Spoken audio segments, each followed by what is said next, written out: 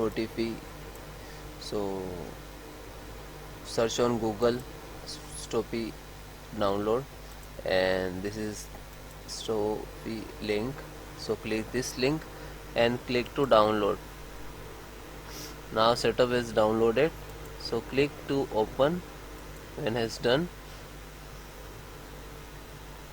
Okay, then click to run.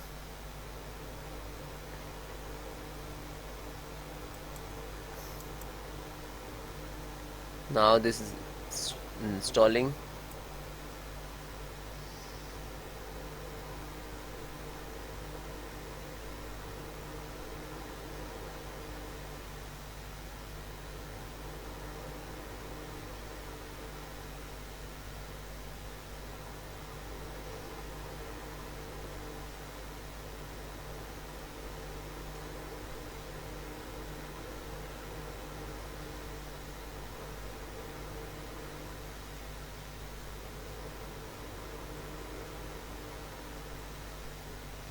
So you guys login then use, because finally install it. Okay, thank you.